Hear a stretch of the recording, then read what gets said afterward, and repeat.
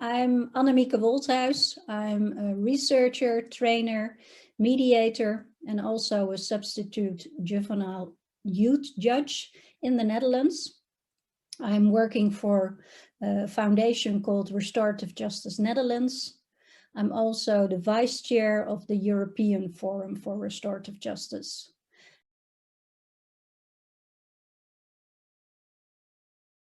Restorative justice can be seen as a movement, as an initiative that has been taken many decades ago, and which puts the harm done by conflicts or a criminal offense at the heart of the system.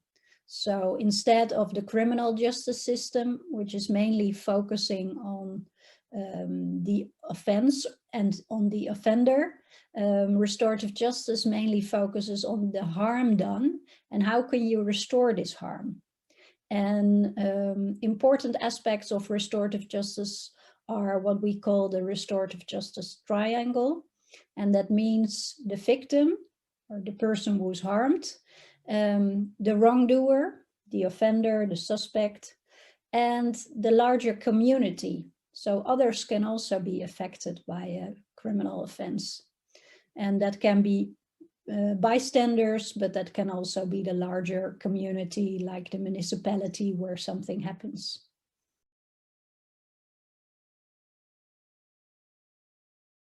I just explained what restorative justice is. I need to explain a little bit also what the most important forms are.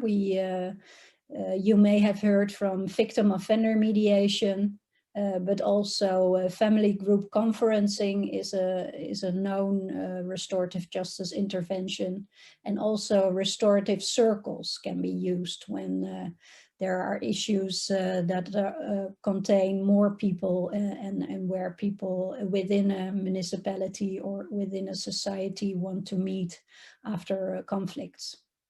But victim-offender mediation is indeed the most used form.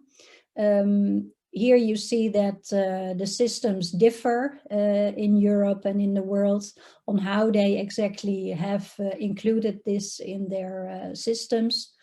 But yeah, there are many positive aspects visible. You see good practices in almost every country in the world. I think one of these advantages is that restorative justice these days is seen as a human right.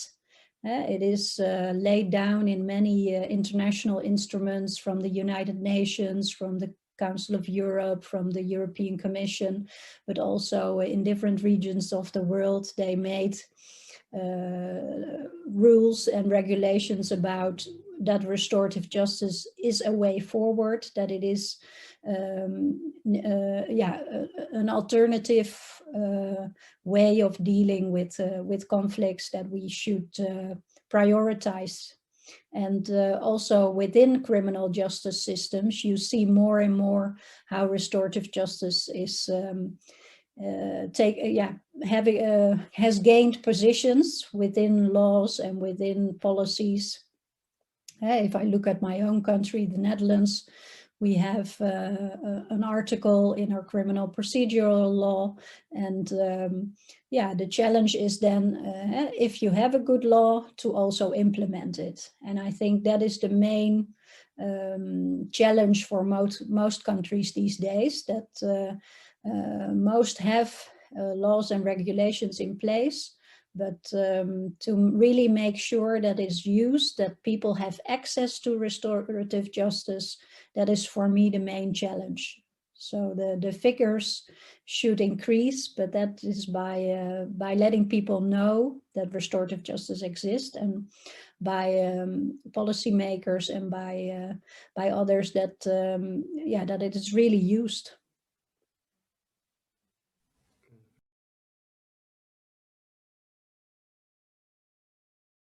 For children and young people, it can especially be good to go through a restorative justice process if they want it themselves. It is important with restorative justice interventions that people decide voluntarily to take part.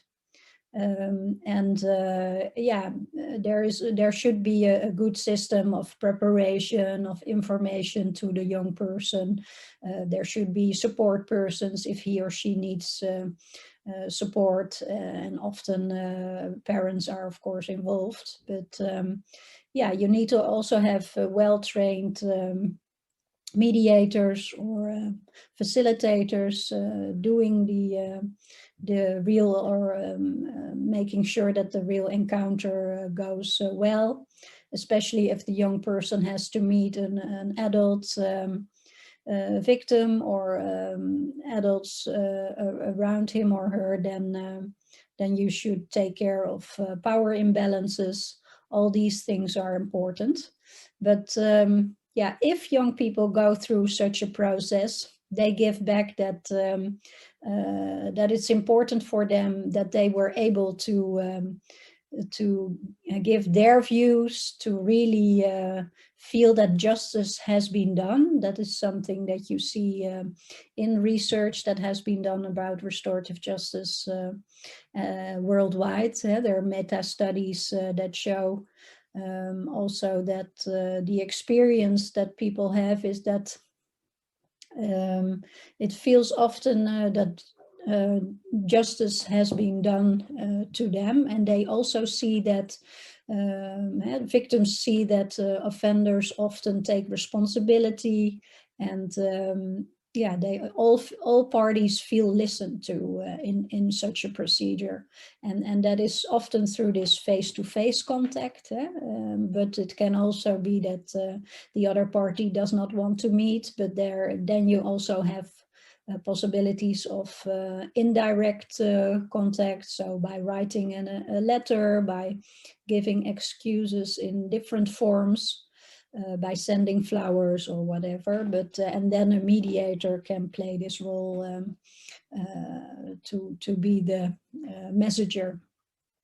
But what strikes me most, and also in the sessions or in the mediations I've done as a mediator, or which I could follow as a researcher, is that what also young people say afterwards is, I could continue with my life. You know, it's a kind of closure of something bad what happened to them in the past, and taking responsibility, but also taking steps towards addressing the other person in such a restorative justice encounter is in that sense can be seen as a new beginning, and that's what I think is often the most important for everybody, because for victims it can be that they really want also compensation for the harm that has been done, but often, you know, also on the victim side, you see that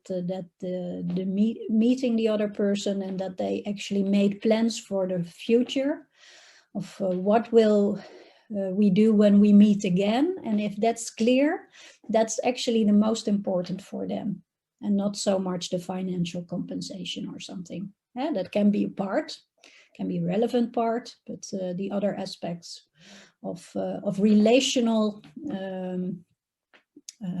well-being are often the most important for people.